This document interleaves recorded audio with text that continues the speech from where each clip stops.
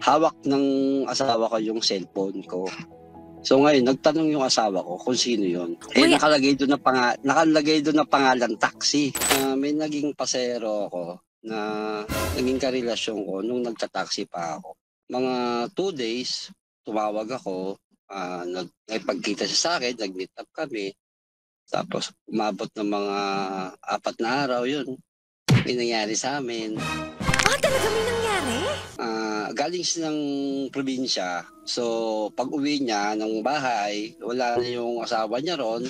May kasama siyang isang bata, anak niya. Hindi, ang edad ng bata, mga 1 years old to, o kaya mga 2, mga ganun.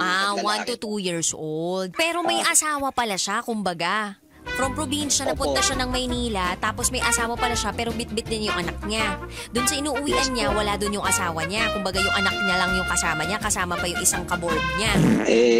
Wala na rin siyang mapuntahan. Siyempre, taga-probinsya nga siya. So, naisipan ko na yun nga, tawag-tawagan siya, kamustahin ko siya. Nagkikita kami, kumakain kami sa labas.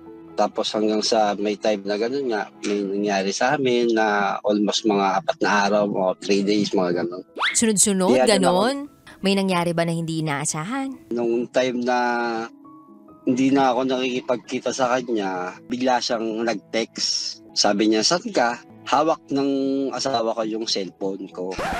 So ngayon, nagtanong yung asawa ko kung sino yun.